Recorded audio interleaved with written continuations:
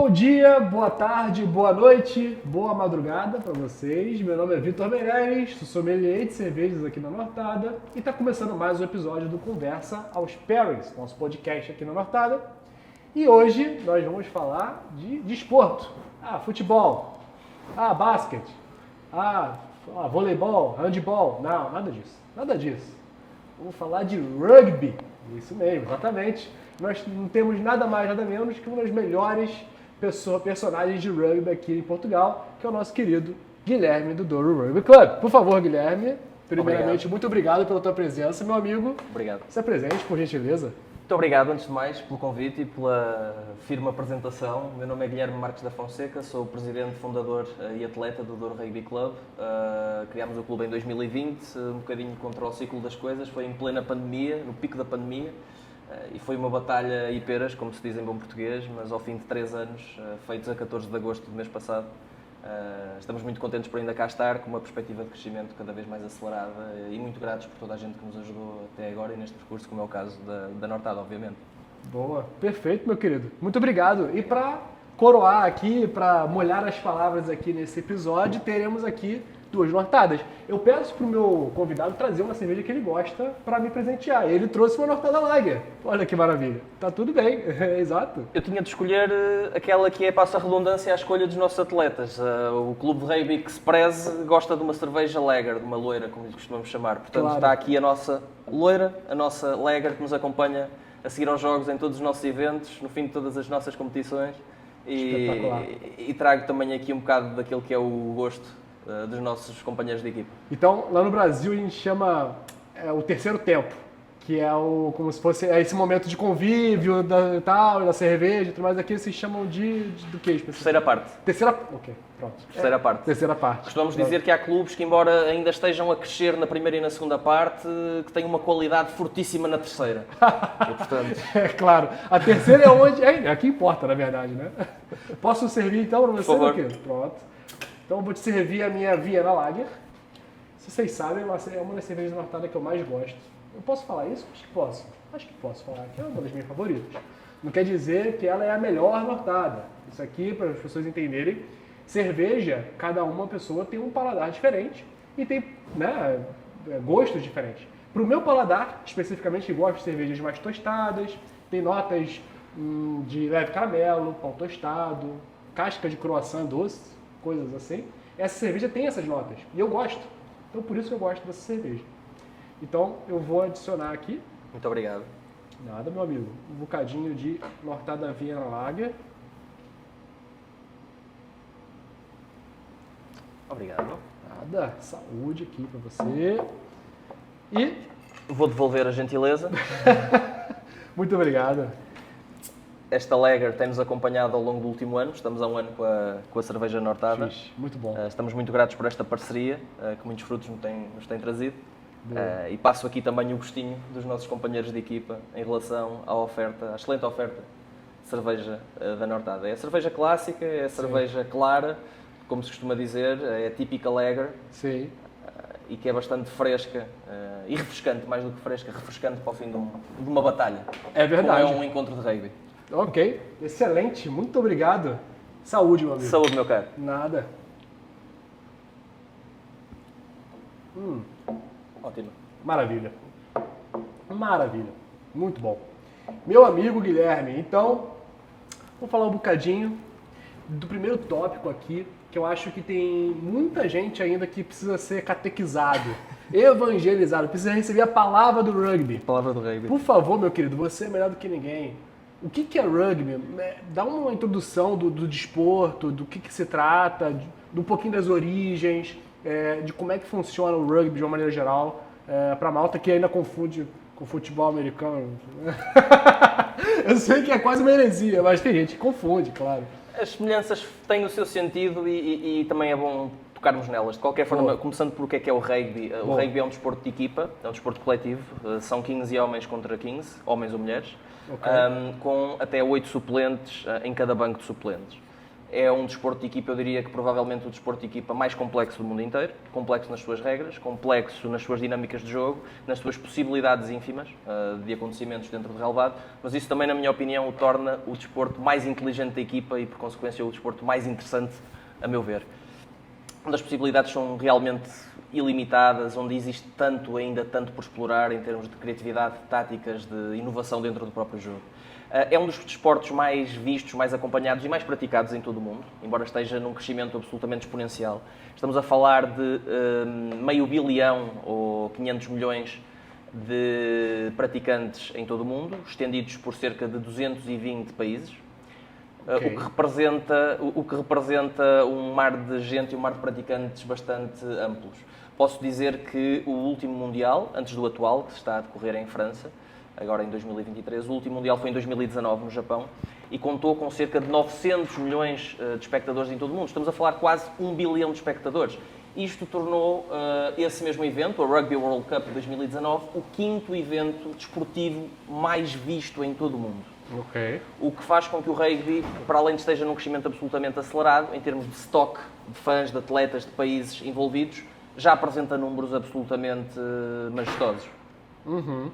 Muito fixe, é bom a gente poder ver que o rugby consegue furar, tá conseguindo furar a bolha, né? Tá conseguindo se popularizar de uma maneira geral, né? E tá trazendo mais adeptos e mais cena e tudo mais, etc. Boa, fixe, muito fixe. Então, o que eu queria perceber aqui é o seguinte, rugby então são 15 contra 15 e quais são, então, só pra gente antes de falar da cena do rugby em Portugal e falar como é que funciona o Douro Rugby aqui em Portugal e quais são as outras equipes, como é que é os campeonatos, enfim, claro. Como é que é o rugby em Portugal, quais são as principais regras do rugby, ou seja, como é que se pontua no rugby, como é que ganha o jogo do rugby, como é que funciona a dinâmica? Claro que sim. Curiosamente, essas regras devem representar entre 20% a 30% do conteúdo geral daquelas que são as regras do rugby. Os outros 70% a 80% prendem-se precisamente com a integridade física do atleta.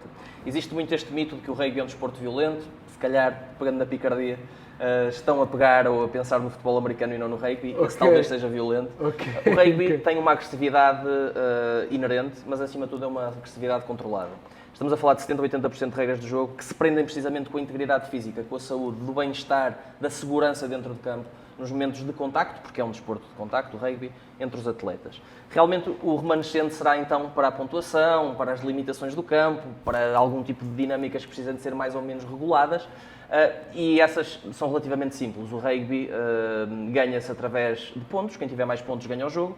Os pontos são conseguidos por duas vias, ou ao pé, chutando a bola entre os postes de forma parada, em situações de livre direto, se assim quisermos chamar, ou de penalidade, ou colocando a bola com a mão, tocando a bola com a mão, depois da linha de ensaio, que é a linha que delimita o final do campo regulamentar. Depois ainda temos a área de ensaio, que é uma área até onde vai a zona em que se pode tocar com a bola no chão, nunca atirar. Isso é noutros desportos. É preciso tocar com ela no chão e, portanto, essa é a forma mais, digamos assim, volumosa de marcar pontos. Conseguimos marcar 5 pontos através de um ensaio que podem, a seguir, ser convertidos. O árbitro dá-nos a possibilidade de convertermos esse ensaio, somando mais 2 pontos de chuto direto. No chute. Numa área que está relacionada com a zona onde colocámos a bola, portanto isso também tem a ver e está obviamente relacionado. E depois temos as penalidades, que podem ser assinaladas a favor de uma equipa ou contra uma equipa que infringiu alguma regra. A equipa que vai marcar a penalidade, em algumas situações ou em várias situações, pode optar pelo chute direto aos postos.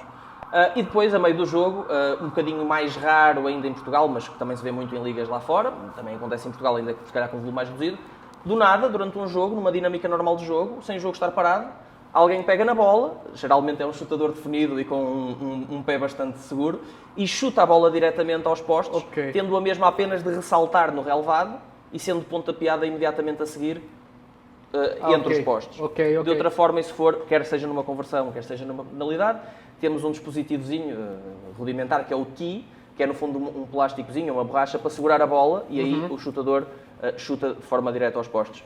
E eu diria, à exceção dos ensaios de penalidade, que já são outros 500, como se diz em Portugal, são estas as formas de pontuar na nossa modalidade. Então é basicamente 5 e 2. Exatamente. Não tem outra forma de ponto. O 2 é uma conversão, é um chute de conversão depois do ensaio dos 5.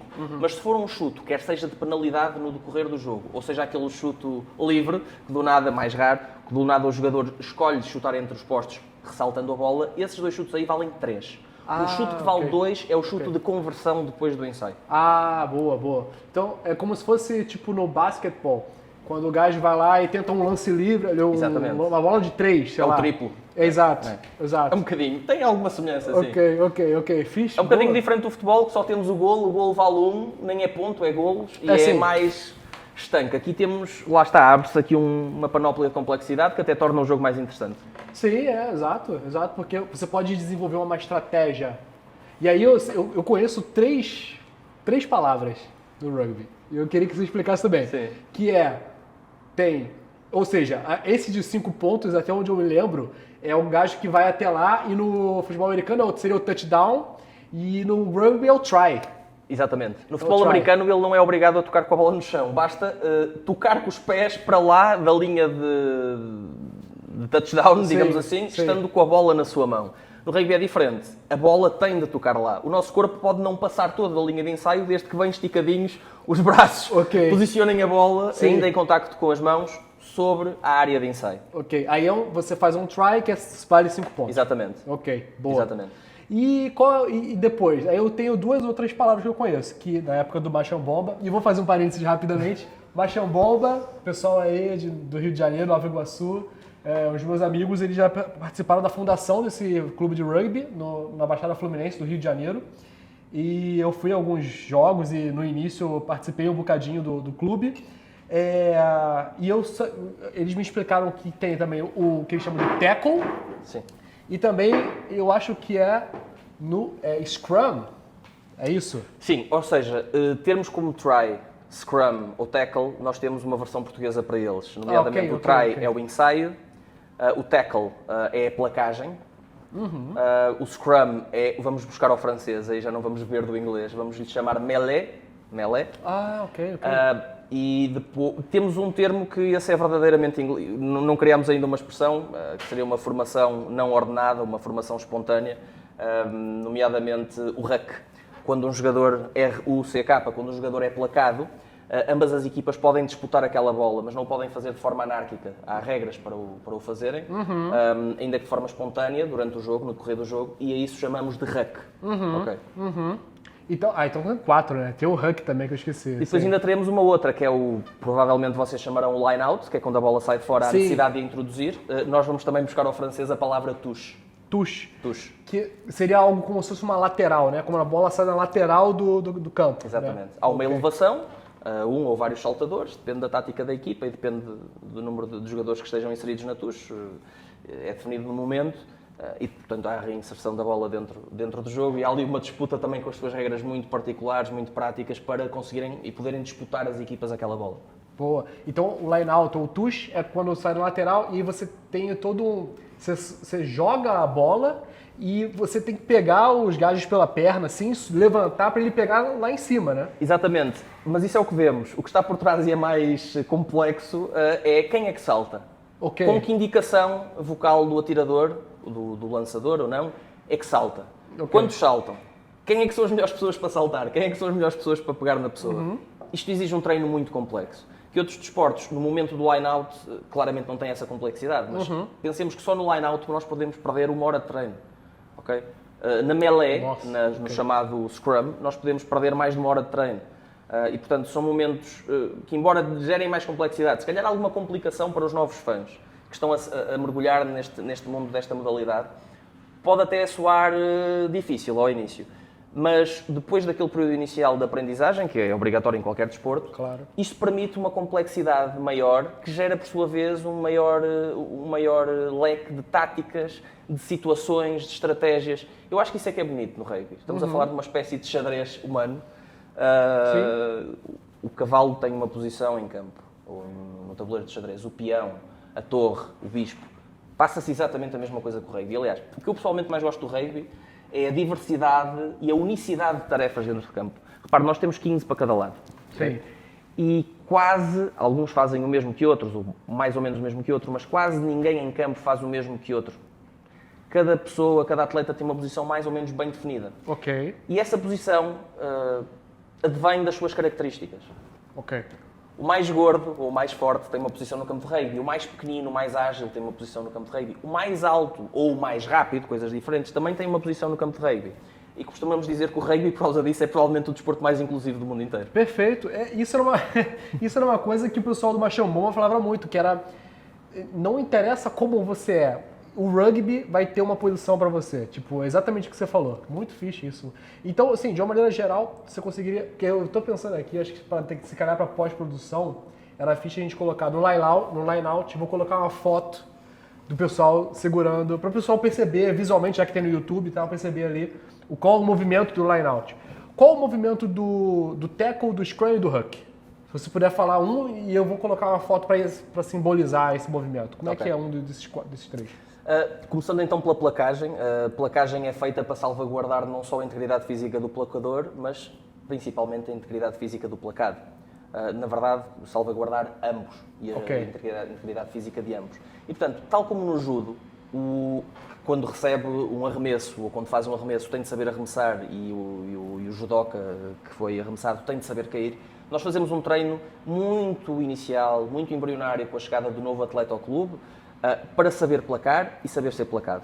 E esta técnica é extremamente minuciosa para nós, que queremos salvaguardar a integridade física dos nossos atletas, como qualquer clube de rugby que se preze. Claro. E, portanto, acaba por ser uma rotina, acaba, como se costuma dizer, por ser mais um dia no escritório. A placagem, de acordo com as regras da World Rugby, no fundo a FIFA, que administra o rugby, uma federação internacional, a placagem não pode nunca ser, em Rugby Union, Rugby de 15, que é o nosso código de modalidade, nunca pode ser feita acima da linha dos ombros. Isto faz com que haja realmente aqui um salvaguardar do bem-estar físico do atleta. Claro. Preferencialmente, a placagem é executada abaixo da linha da cintura. Cortando as pernas, cortando a força motora, vamos mais rapidamente impedir o movimento e a progressão do atleta placado em campo. Okay. Porque o rugby é isso mesmo, é um jogo de disputa territorial. Alguém dizia que é uma batalha medieval moderna disputada por cavalheiros. E acaba por ser um bocadinho isso. O mais importante, ao contrário de esportes como o futebol, citando o velho Barcelona, que fazia 1001 passes, se fosse preciso voltava atrás do seu meio campo e só depois, passado uns minutos, é que rematava a baliza, normalmente era gol. O rugby aqui é diferente. O mais importante não é necessariamente a posse da bola, sempre. No rugby é muito mais impensável nós descermos do nosso meio campo, porque se nós descermos do nosso meio campo podemos ser subitamente e inadvertidamente placados, inesperadamente placados, podemos não conseguir segurar a bola no ruck, que é o que acontece a seguir à placagem, e então vemos-nos nos nossos 20 metros completamente contra as cordas, e aí o adversário pode carregar e marcar um ensaio de forma mais ou menos inesperada. Portanto, o mais importante no rugby é avançar. O principal princípio do rugby é avançar. E portanto, uma placagem que é feita, claro que há exceções, um adversário que traga a bola mal protegida, eu se calhar vou ter interesse em tentar ir diretamente com sede ao pote, com as mãos à bola ou com o cotovelo ou alguma coisa de forma de, claro, salvaguardar a sua integridade física, mas conseguindo roubar-lhe a bola. Mas geralmente a placagem deve ser feita nos membros inferiores, é isso que o World Rugby promove, não só pela segurança de ambos, placado e placador, mas também para cortar imediatamente o movimento e a progressão no campo. Ok. Então você falou, a placagem, que é o que a gente chama internacionalmente de tackle, é tipo um movimento parece no futebol que é uma falta, né? Porque você vai ali, tipo, talvez com o braço, ou talvez com o ombro, alguma coisa ali. Idealmente com o ombro, feito um primeiro contacto com o ombro, com uma técnica, enfim, treinada, de forma a segurar, entre outras coisas, a cervical do próprio placador, mesmo entre outras coisas, porque se colocar o ombro errado, o jogador em corrida vai carregar sobre o seu pescoço, sobre a sua cabeça. Portanto, ensinamos isto aos miúdos, aos mais novos, aos meninos e às meninas, desde o início, que é muito importante a colocação da cabeça no sítio certo. Entrar com o ombro certo. E quem dita isso, geralmente, é a corrida do jogador atacante. Sim, porque se tiver o gajo, o que você falou, que o corredor, ele é normalmente o mais franzino, ele é o mais magrinho, normalmente para correr, para ser mais rápido. Qualquer jogador de rugby pode ter a bola em mão e carregar. A corrida de um franzino, como diz, os chamados 3/4. No rugby temos 15 posições. 7 delas em Portugal nós chamamos os 3/4, o backline ou recuados. E os avançados são os 8 da frente, geralmente mais robustos fisicamente. É verdade que os de trás vão, nos vídeos do YouTube, por norma, em média, que me perdoem os avançados que nos estão a ver, ter aqueles highlights mais bonitos em termos de corrida mais longa, mais explosiva, mais rápida, Mas não quero todo dizer, aliás, não tem nada a ver com rugby, não quero todo dizer que os 8 avançados, os jogadores da frente, os mais robustos, não façam os carries, ou não carreguem a bola e não tentem ganhar metros, porque se são mais fortes, se são mais possantes, embora a sua corrida possa não atingir um top speed, muitas vezes sequer comparável com os 3/4, o seu poder de explosão e o poder de furar em espaços onde há mais defesas concentrados é muito importante. Okay? E, portanto, tanto podemos ter de placar um jogador mais ágil, mais leve, que o seu poder de batida pode não ser tão forte, mas a sua capacidade de evasão, a sua capacidade de fintar e de não ser placado vai ser superior, como podemos ter de placar um jogador mais forte, mais pesado, se calhar com uma corrida mais previsível e com mudanças de direção mais previsíveis, mas que tem um poder de embate muito mais explosivo. Claro. E aí a nossa técnica de placagem, quanto mais baixo for, melhor. Costumamos dizer que quanto mais alto são, maior é a queda. Sim. E não só no rugby. Portanto, podemos e vamos ter de contar certamente durante um jogo com entradas investidas de ambos os tipos de jogadores. Fixe. Não, espetacular. Cara, eu tô aprendendo muito, cara. A seguir tem de vir a um treino. Estamos a contar consigo. Sim. Tá aí no planejamento, né, vizinho? O vizinho tá ali me olhando já.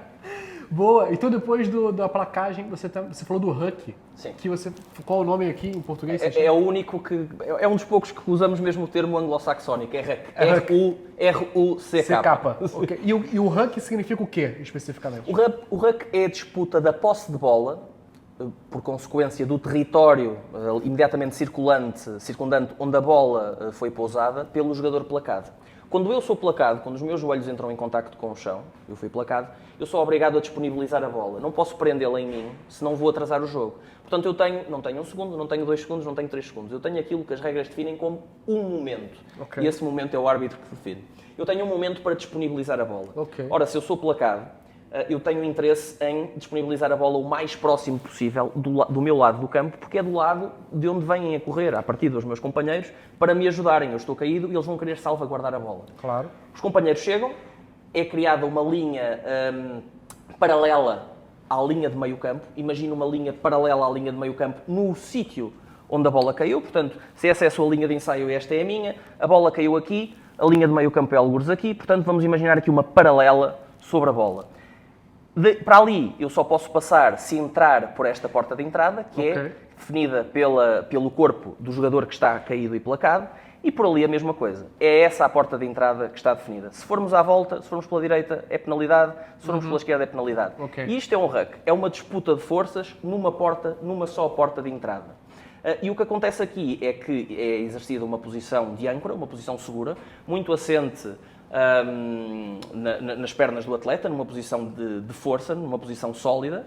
Então, existe geralmente uma disputa, normalmente com os ombros, embora se veja mais do que isso, mas geralmente é com os ombros nesse mesmo huck, e o que interessa é empurrar para a sua expressão o adversário ou os adversários. O adversário é que define quantos jogadores quer colocar a disputar aquele huck, e até aí a estratégia, porque não faz muito sentido queremos muito uma coisa que já está perdida e colocarmos lá forças, se ela já vai estar perdida e já, depois vão-nos faltar esses jogadores na linha defensiva ou na linha ofensiva. E, portanto, quem conseguir empurrar, digamos assim, o outro lado e passar o pé e, eventualmente, chegar à bola, amarrar a bola depois de passar o pé dessa linha imaginária de fora de jogo, ganha o huck, rouba a bola para si e pode continuar a viagem. Por norma, quem é placado, como é placado, tem a oportunidade e tem um momento livre para colocar a bola e disponibilizar a bola. Obviamente que se vai rolar para trás e disponibilizá-lo mais para o seu lado. Logo, por norma, é algo corrente a equipa que ataca e que é placada ter o fluxo, ter a dinâmica de jogo, porque provavelmente vai renovar a posse de bola, vai ganhar o huck. Claro. Mas nem sempre acontece. Não é sempre domingo, como se costuma dizer em bom português. Isto não funciona sempre, por isso é que há o turnover. O turnover é quando eu estou a correr, quando tenho a bola, quando a minha equipa está a fazer um ataque, ganhamos 3 hucks, já ganhamos 4. Ao quinto huck não chegamos lá cedo o suficiente, há um poacher, um ladrão de bolas da equipa adversária que vai lá chegar primeiro, fica-nos com a bola e agora está a equipa adversária a atacar. Ok. Fixe, boa. É realmente complexo, né? Você tem que ali visualizar bem para você poder perceber melhor. Mas é fixe, porque agora quando eu for visualizar eu já vou perceber muito melhor as estratégias. No caso, então, a gente falou da placagem, falou do huck e também tem o scrum. Essa é uma outra formação. Chamamos-lhe melee. Melé, sim. Portanto, a Melé são 8 contra 8. São os 8 avançados, os 8 da frente, aqueles mais possantes, mais fortes. Têm funções muito específicas, mesmo entre eles, que disputam contra 8 avançados, os avançados da equipa adversária. A bola é introduzida pelo médio formação, é o número 9, chamado de médio formação, que é um dos 7 recuados de cada uma das equipas, consoante a equipa que esteja a atacar ou consoante a equipa a quem tenha sido atribuída a posse da bola ou a introdução da bola na Melé, é o médio formação dessa equipa que vai introduzir, por sua vez, a bola. E depois há uma disputa de força para ver quem é que consegue empurrar ou possuir a bola, obviamente depois de um jogo de capacidade física e motora para disputar ali a Melé, e a seguir a isso a bola torna-se jogável, fica atrás da Melé, geralmente protegida pelo número 8, que é o último homem da Melé, com as suas pernas, para o número 9 que a introduziu, o médio formação, poder retirar a bola e jogá-la e conduzi-la. Muitas vezes o próprio 8 faz a chamada saída de 8, ele próprio pega na bola, geralmente é uma pessoa forte, e ao mesmo tempo, sendo avançado, é um avançado geralmente rápido, que pega na bola e chamamos-lhe bola 8, porque ele entra e bate. Mas geralmente é o médio formação, o número 9, que pega na bola e a torna jogável, passando-a para a linha de trás e continuando o jogo. Isto é uma jogada parada. O line-out, ou a touche, scrum ou a Melé, são formações ordenadas, ou seja, não são formações espontâneas. O árbitro apita para o jogo e depois executa-se quer a touche, quer a Melé. Já o ruck é uma formação espontânea. Eu fui placado e eu espontaneamente gerei um momento de ruck que vai acontecer para disputar essa mesma bola que ficou ali solta. Ok. Pelo que eu percebi, é um pouco parecido visualmente a formação do Melé e a formação do ruck. Ou seja... A formação do ruck, por ser espontânea, cada equipa decide, espontaneamente no momento, ou consoante a tática do treinador, quantos homens quer lá pôr. E o posicionamento é mais flexível, é mais arbitrário. Podemos ter um homem abraçado a outro, a proteger, podemos ter um à frente muito forte no ruck e depois outro mais atrás a dar-lhe um apoio pela parte traseira, sustentando a sua posição e a posição do seu corpo. Já uma Melé é muito mais estrita, como é uma formação ordenada, estamos a falar de 8 homens que se posicionam de uma maneira muito sólida, muito rígida, e eu quando digo sólida digo repetível, é suposto, manda ao figurino que se posicionem dessa forma, do número 1 até ao número 8. Ok. Boa, fixe, muito fixe. Pronto, então a gente passou por todos, a princípio, né? E o try, a gente já falou também, que foi o ensaio, né? A touche acho que foi logo a primeira. Sim, a touche, a gente falou do... Que é tipo o line-out, que eles saltam. Exato. Isso aí acho que já disse. Sim. Então passamos por todos os principais aspectos do jogo em si. Então ganha quem fizer mais pontos, tão simples quanto isso. São quantas partes de quanto tempo, mais ou menos? São 2 partes de 40 minutos. 2 partes de 40. Quase parecido com o que o futebol tem, né? 45 no caso. Sim, há menos tempo morto no rugby e não há incentivos pelas próprias regras. Quer pelas próprias regras, quer pelo espírito do jogo, incutido obviamente pela arbitragem, há muito menos incentivos a parar o tempo, a queimar tempo, como se costuma dizer, que é algo que muitas vezes não gostamos como espectadores de futebol, a não ser que a nossa equipa esteja a ganhar por 1-0, com menos 1. Mas o cronômetro continua?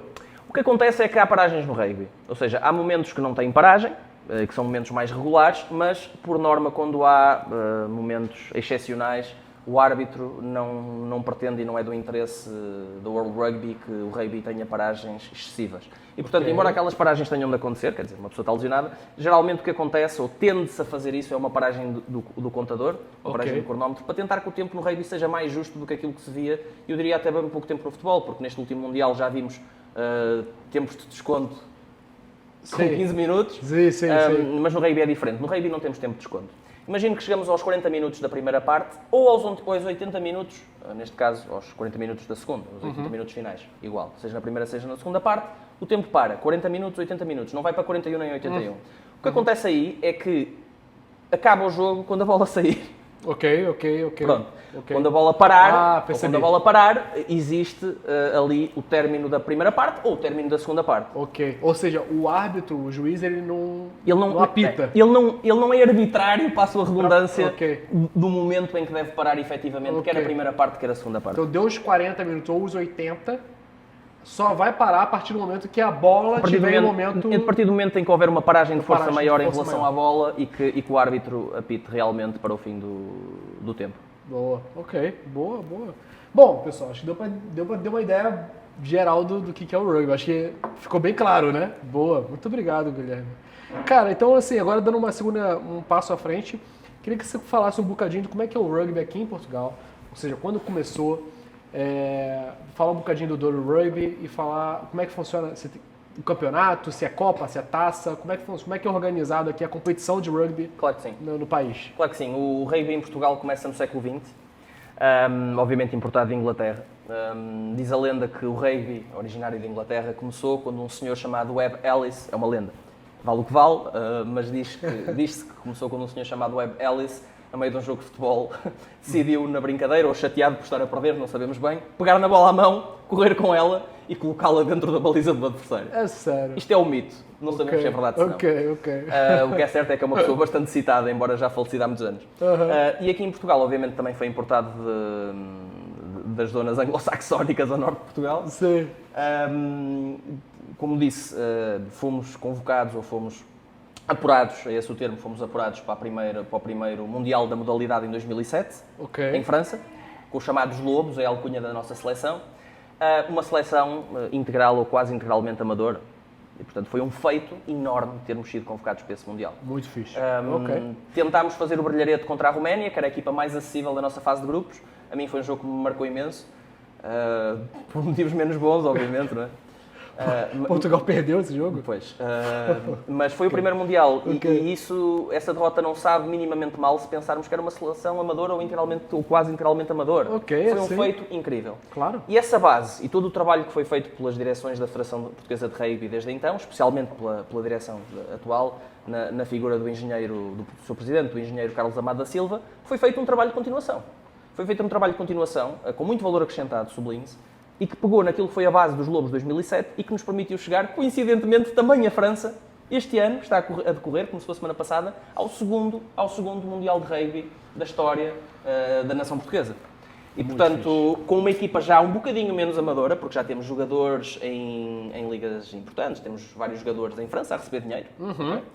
Também temos outros jogadores que, embora fiquem na primeira divisão portuguesa e supostamente não se recebe dinheiro, há jogadores mais pontuais, mais cirúrgicos, que recebem, digamos assim, um valor, não vou dizer que é simbólico, porque esses jogadores, enfim, também têm as suas profissões ainda, mas que já é um complemento e uma força para praticarem a sua modalidade. Portanto, ainda que não tenhamos atingido o profissionalismo que todos ambicionávamos, e que todos ambicionamos e continuamos a ambicionar, foi feita uma trajetória, eu diria que invejável, desde 2007 até agora. Coincidentemente, também em França, este segundo Mundial também se realiza em França, e estamos lá, gostávamos e sonhamos em vencer a Geórgia, como sonhámos em vencer a Roménia, em 2007. Eu acho que este ano é muito mais possível, naturalmente, quer dizer, há uma evolução normal. Nós temos hoje uma qualidade comparável bastante superior, características diferentes, jogadores com características diferentes, é um rugby diferente. O rugby mundial também alterou bastante a sua forma de funcionar, mas estamos todos muito, muito motivados. Novamente foi um apuramento absolutamente histórico. Absolutamente histórico. Obviamente que a Federação Portuguesa de Rugby merece todos os parabéns do mundo e mais alguns, especialmente a sua direção, e nós como portugueses damos-lhes graças por isso, especialmente aos nossos lobos que nos vão representar com garra e querer dentro de campo. Fixe. Pô, maravilhoso. Muito fixe, muito fixe. Isso, no caso, você estava a dizer com relação especificamente à seleção, né? Exatamente. Agora, com relação ao campeonato interno português, existe um campeonato nacional de rugby português? Existem 3 divisões do campeonato nacional português. A primeira, ou a primeirona, é chamada Divisão de Honra, onde estão equipas como o Benfica, como o Belenenses, Escudul, Agronomia, Direito, por aí. E depois temos a segunda divisão, que se chama Campeonato Nacional da Primeira Divisão, CN1, que é a segunda, na verdade. E depois temos a terceira e última divisão nacional, que é o CN2, ou Campeonato Nacional da Segunda Divisão, embora seja a terceira divisão, na verdade, que é onde se inclui o Douro Rugby, que ainda só competiu 2 vezes, e, portanto, obviamente temos de começar por baixo. Vamos agora para a nossa terceira participação nesse mesmo Campeonato Nacional CN2. Que fixe, muito bom. E isso tudo, essas divisões, esses campeonatos, são todos profissionais? Ou são amadores, ou tem algum que é amador e outro profissional? O CN2, no qual nós estamos, e o CN1 são estritamente amadores. A divisão de honra é amadora, não se pode dizer que seja uma divisão profissional, mas existem já vários jogadores pagos. Ou seja, jogadores-chave, muitas vezes estrangeiros, mas temos casos de lobos que jogam ainda em Portugal, convocados para a Seleção Nacional Portuguesa, que jogam ainda em divisões portuguesas, na divisão de honra. e que também podem ganhar algum tipo de compensação, e que, portanto, vemos isto como um passo intermédio, quer dizer, em vez de diabolizarmos esses rendimentos por parte dessas figuras desportivas-chave, devíamos dar graças, se calhar, por isso e pensar que estamos a fazer o trajeto mais ou menos natural e rumo ao profissionalismo. O profissionalismo não vai chegar no CN2, vai chegar, obviamente, na divisão de honra, e eu acho que temos todos de nos alegrar com isso. Claro. E hoje tem algum canal que passe algum jogo de rugby aqui de Portugal? Da TV, ou algum canal da internet, algum canal... É muito triste, mas é verdade. Ou seja, mesmo até a divisão de honra, que é a primeirona, a divisão superior de rugby nacional, Sim. não é transmitida por nenhum canal televisivo. Foi preciso a própria Federação de Rugby, e é completamente salutar este gesto e esta iniciativa da anterior direção, que acabou por ser também a mesma direção presidida pela mesma pessoa que transita para este mandato, criaram a Rugby TV. A Rugby TV é um órgão da própria Federação Portuguesa de Rugby, um órgão de multimédia, que tenta, no fundo, lutar contra esta escassez de canais a transmitir. Nós, fãs de rugby, ficámos muito aliviados por ter visto quase à última da hora que a RTP2, e lembro que a RTP é a televisão de todos nós, paga com o nosso dinheiro, através das taxas audiovisuais, ficámos muito aliviados por saber que é RTP2, não é RTP1, mas vá lá, já é RTP2. Sim. Vão transmitir todos os jogos, também não são muitos, da Seleção Portuguesa de Rugby neste Campeonato do Mundo, na fase de grupos. Pô, que maravilha, já é um avanço, já alguma coisa. Sim, porque é em canal aberto. Caso contrário, Sim. passariam na Sport TV. A Sport TV, como sabemos, é um canal pago sim. e bem pago, Sim. que vai passando alguns jogos de rugby durante o ano, não passa muito, porque o rugby, lá está, é um desporto em crescendo, mas que ainda não tem o volume de adeptos que tem uma França, que tem outros países, e portanto vai começando a passar, e passa alguma coisa, mas não é aquilo que obviamente o rugby merece. E o facto da RTP2, pelo menos para o Campeonato do Mundo, ter feito aquilo que para muitos era o obrigatório, bem, nós já estamos por tudo. Ainda bem que pelo menos o mínimo se verificou. Sim. Eu fico feliz, cara. Fico realmente feliz. Eu sou muito simpatizante do desporto, do rugby em si.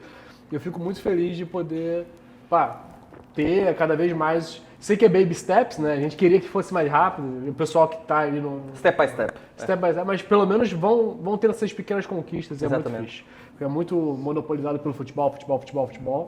E era fixe realmente ter essa divergência. Uma coisa que é interessante. Antes da gente falar um bocadinho da parceria do Douro Rugby com a Nortada, que eu queria que você falasse um bocadinho como é que foi a tua experiência nesse momento.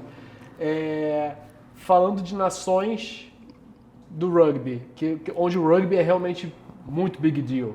Quais são as nações do mundo, os países onde o rugby realmente rivaliza, talvez, ou seja, rivaliza com o futebol ou alguma coisa assim? Tem algumas nações que são mesmo muito fortes, né? Claro. A França está com um crescimento do rugby tremendo, aliás. A França é uma das candidatas a vencer este Mundial de Rugby. Não é só por ele se realizar em França, porque é mesmo uma candidata genuína. Nós já entramos num pub e já quase que perguntamos se este será um pub de futebol ou de rugby, em algumas localizações. Obviamente que o futebol continua a dominar, porque é um antecedente histórico, mas o rugby está num crescimento tremendo em França e há locais em que rivaliza e até supera as assistências e o fanatismo, passo a expressão, pelo próprio futebol. Sim. Inglaterra, embora não tenha avançado tanto como França, continua a ter uma posição fortíssima no rugby. A Irlanda, sem dúvida, que liga muito mais rugby do que a futebol. Nova Zelândia, com os All Blacks, dispensa apresentações. A Austrália também, embora seja um código de rugby diferente do nosso, é um código minoritário praticado quase como uma federação à parte do Rugby League, que é rugby de 13 com regras diferentes, sem rucks, sem scrum, sem line-out. É um rugby muito mais básico, mas também na Austrália o rugby é mais apreciado do que o futebol. As ilhas do Pacífico, obviamente. E temos um conjunto de outros países, a África do Sul, que venceu o Mundial de Rugby em 2019. Enfim, há vários países, a Escócia também é muito forte, Gales, o rugby também é muito forte, rivaliza muitíssimo bem com o futebol. E existe aqui, acima de tudo, uma tendência. Okay? Uma tendência, chamemos-lhe tendência de mercado, chamemos-lhe tendência do consumidor, em termos de consumer sports. O rugby está num crescendo, eu diria que exponencial. E é muito normal ver realidades, ou virmos a testemunhar realidades nacionais em que a hegemonia do futebol, mais dia menos dia, se troca pela hegemonia de um outro desporto. Ok. E você acha que o rugby consegue... Sem dúvida. Repara, o Mundial de 2019 da Federação Internacional de Rugby, o Mundial Rugby World Cup, realizou-se no Japão e, como dizia, foi vencido foi ganho pelos Springboks, que é a alcunha da equipa da África do Sul. Ok. Até, pronto, temos aquele filme O Invictus. Sim, verdade. Pô, exato. Pega muito nisso, muito nessa história. Muito bom, sim. Temos o Mundial de Rugby em 2019, que foi assistido, em termos de telespectadores, assistir à distância, foi assistido por quase 900 milhões de telespectadores. Estamos a falar em termos arredondados de 1 bilhão de telespectadores. Ora, isto colocou a Rugby World Cup, o Campeonato Mundial de Rugby de 2019, no top 5 dos eventos desportivos mais vistos de sempre. E, portanto, eu não sei se alguém vai destornar o futebol, eu não estou preocupado com isso, eu só estava preocupado em que houvesse mais liberdade para as nossas crianças poderem escolher e terem condições para praticar o desporto X ou o desporto Y, como acontece em França, não é preciso ir muito longe. Gostava de também ter estas condições em Portugal e gostava de não viver num país que sofresse de uma ditadura desportiva, que é acima de tudo uma ditadura cultural maioritariamente imposta pelos três grandes do futebol, chamemos-lhe assim, e que é exacerbada e eternizada pelo poder político, que cisma em não digo mudar mentalidades, porque elas não se mudam com intervenção divina nem política, mas pelo menos dar as ferramentas, disponibilizá-las livremente e democraticamente para que essas ferramentas sejam utilizadas. Era esse o meu sonho. Pronto, olha, com esses números, com essa projeção, pode ser que vocês estejam realmente no bom caminho e que se concretize mesmo. E aí, então, a tua parceria com a Nortada, como é que foi? Qual foi a ideia de vocês fazerem a parceria com a Nortada? Como é que funcionou esse processo? A gente sabe que a terceira parte, o terceiro tempo, é algo cultural do rugby, né? A gente lá no Rio de Janeiro mesmo, cara, tinha lá o terceiro tempo, que a gente chama de terceiro tempo, era o local da confraternização e a cerveja estava atrelado a esse local. Não tem como falar que não tá. Pelo menos no Rio de Janeiro, eu achei que em Portugal também, não sei se também nos outros países que você falou, tem essa associação também. Sem dúvida. Sem dúvida. A terceira parte é algo quase sagrado no final de um encontro da nossa modalidade. A cerveja é o companheiro ou a companheira de excelência dessa mesma terceira parte. Perfeito. E o que aconteceu com a Nortada foi que acordámos convosco tornarmos a Nortada no primeiro e atualmente ainda o único main sponsor do Douro Rugby Club. Fixe. É preciso dar aqui um pequeno contexto muito breve. O Douro Rugby Club é fundado em agosto de 2020, no pico da pandemia, quando, enfim, era difícil ou quase uma ousadia querer praticar desporto. Nós sempre o fizemos na máxima segurança, com muito respeito por todas as vítimas desse flagelo, mas não quisemos ficar parados, quisemos aproveitar uma oportunidade em que também nós estávamos um bocadinho mais parados nas nossas vidas profissionais, para dar um passo em frente. E desde então, desde 2020, sempre tivemos aqui uma luta para levar o rugby a uma cidade que não tinha cultura de rugby, que não tinha história de rugby, que é Vila Nova de Gaia. Vila Nova de Gaia é a terceira cidade portuguesa com maior volume de habitantes. Só fica atrás de Lisboa, nossa capital, e de Sintra, que é a cidade portuguesa com mais imigrantes per capita. Logo a seguir temos Vila Nova de Gaia. Ok, não sabia disso. E o que tentámos, eu confesso que também não sabia até ter chegado a cá. Pois, eu pensei que o Porto estava ali, né? Tenho de admitir. E o que aconteceu, o Porto está atrás em número de habitantes, curiosamente, eu não fazia ideia. Fixe. E o que aconteceu é que desde o início tivemos sempre dificuldades em tentar arranjar uma estrutura de parceiros que nos apoiasse e que nos permitisse impulsionar o crescimento do clube. A Nortada foi realmente o primeiro, até agora como main sponsor, como patrocinador, como podem ver da frente da camisola, foi o único. E a junção tem corrido manifestamente bem, portanto são o nosso apoio e a nossa cerveja exclusiva para as nossas terceiras partes, mas também para os torneios, também para premiar o Man of the Match, o melhor jogador do Douro em cada jogo do campeonato, e a simbiose não podia ter sido mais bem pensada. Nossa, fico muito feliz, cara. Porque você falou, engraçado, porque a gente como cerveja artesanal, de uma maneira geral, a gente também tem essa questão de se colocar no mercado, que é muito monopolizado ou duopolizado aqui em Portugal especificamente, que tem duas grandes marcas também, como você falou também das três marcas de futebol. Então a gente, como cerveja artesanal, também está tentando furar essa bolha de trazer sabores de cerveja diferentes para as pessoas. E eu acho que é fixe, porque também tem alguma coisa, tipo esse movimento de ser pequeno e almejar mais espaço, mais abrangência, né? Então acho que tem tudo a ver o Douro, o Douro Rugby e a cerveja Nortada também, com essa ideia de alcançar mais corações e mentes dos portugueses. Muito fixe mesmo. Querido, e queria, antes de finalizar, queria que você falasse um bocadinho sobre você, você também, a tua vida pessoal, ou seja, a tua vida profissional especificamente, que até onde eu sei você fez economia ou alguma coisa voltada para a economia.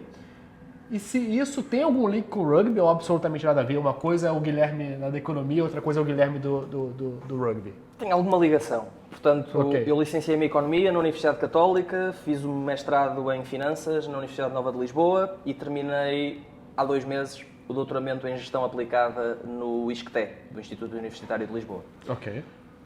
A minha tese de doutoramento do ISCTE tem a ver com estratégia. Ok. E foi esse o mote e foi essa a moldura conceptual que eu usei para criar aquele que foi o primeiro relatório de criação, o relatório de estratégia do projeto que serviu de base ao Douro Rugby Club. Portanto, eu posso dizer que comecei a idealizar o projeto junto com mais alguns companheiros entre fevereiro e março, não, diria que mais março de 2020. O projeto é lançado a 14 de agosto de 2020 e foram as ferramentas, lá está, ligadas à estratégia, ligadas à gestão estratégica, à conceptualização do plano estratégico, que me deram aqui um bocadinho as ferramentas e o aso para atacar patrocinadores, atacar, para a sua expressão, apoios, a autarquia em causa, apresentar a todos os nossos stakeholders o valor que temos para acrescentar, ou gostaríamos de acrescentar à modalidade.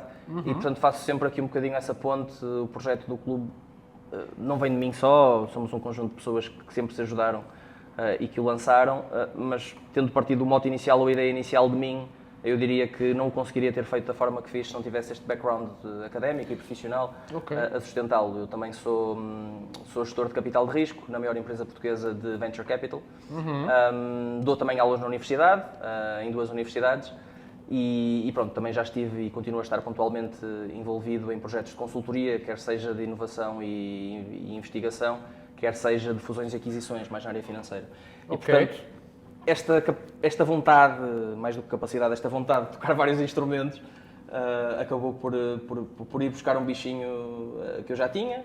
Portanto, eu estava a treinar na altura, em 2020, antes da pandemia arrebentar, eu estava a treinar no Braga Rugby, que está no CN1, no Campeonato Nacional da Primeira Divisão. Na época eu era membro do Conselho Geral do Boa Vista Futebol Clube, que a Nortada também patrocina. E no final do meu mandato, que terminou em 2019, alguns colegas do board deram umas típicas palmadinhas nas costas para relançar ou reativar a secção de rugby antiga, um clube histórico de Portugal, muito eclético, de rugby do Boa Vista Futebol Clube. Tivemos o projeto alinhavado, tínhamos tudo para dar certo. Reunimos milhares de euros em patrocínios, desde o Grupo Trofa Saúde, ou promessas de patrocínio, desde o Grupo Trofa Saúde, até parcerias estratégicas com a Holding Sonai, mas tudo esbarrou na impossibilidade do clube nos fornecer meio campo para treinar. Ok. E, portanto, sem campo não é possível. Fomos bater a todas as portas de municípios à volta do Porto, incluindo o município do Porto, nenhuma se abriu, por vários motivos.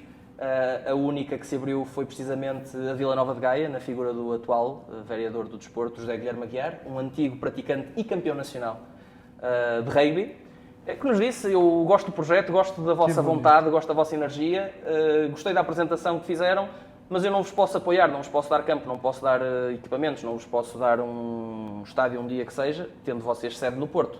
Portanto, têm de vir para Gaia, têm de criar e adaptar o clube, criar uma realidade gaiense, claro, mantendo os vossos valores, mantendo, enfim, o que conseguirem manter, mas precisamos de uma sede social aqui, e foi o que aconteceu. Pronto, e que funcionou, ainda bem que ele conseguiu abrir essas portas aí para vocês, e fico muito feliz por isso. Então você, na verdade, tem a tua profissão e também, sim, hoje o Douro Rugby você faz como um side project que ainda não é algo rentável para ti, você está fazendo por... Não quero que seja, e prometo que nunca vai ser.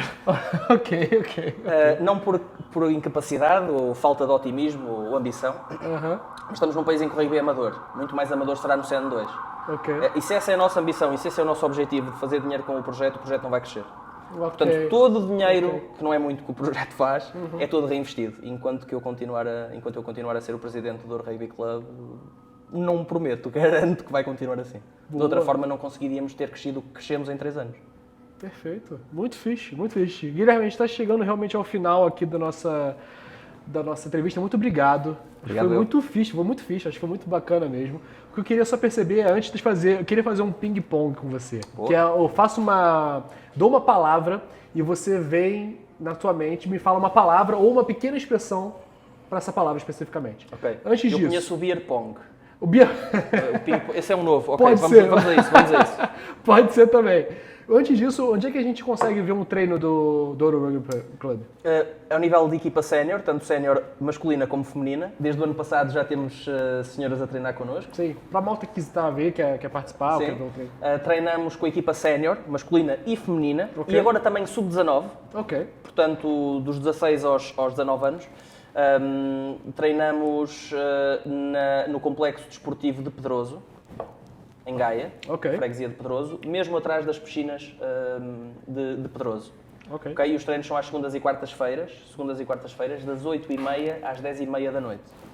Já a nossa formação, a partir da última segunda-feira, foi lançada e é uma alegria partilhar com o vosso público, com o nosso público, esta grande novidade. Criámos pela primeira vez a primeira academia de rugby de Gaia, com o apoio, eu nem vou dizer fundamental, era quase obrigatório porque senão não conseguiríamos fazer Sim. isto, da Câmara Municipal de Gaia. Ok. Muito obrigado novamente para o município de Gaia, na figura obviamente também do Dr. José Guilherme Aguiar, que foi feito um lançamento na segunda-feira para todas as idades entre 6 e 15 anos, e que são treinos que ocorrem às segundas e quartas-feiras, também no mesmo dia dos séniores, das 18h30 até às 19h30 na freguesia de Oliveira do Douro. Ok. E podem acompanhar as nossas redes, temos todas as informações dos locais, as moradas certas. Venham daí, venham experimentar rugby. Em setembro ninguém paga, ok? Portanto é vir, experimentar e conversamos. Boa, boa. Tá aí, então tá anotado, pessoal. Espetacular. Então, para finalizar o nosso pequeno beer pong, para você, vou colocar algumas palavras. Então, a primeira palavra é para você, Guilherme. Desporto. Rugby? Foi óbvia essa, né? Foi um pouco óbvia. Pô, pronto, e a segunda vai ser rugby. Eu prometo que não respondo rugby. Mas desporto você falou rugby. E rugby? Agora eu tô a falar rugby para você. Fraternidade. Fraternidade. Fixe. Economia.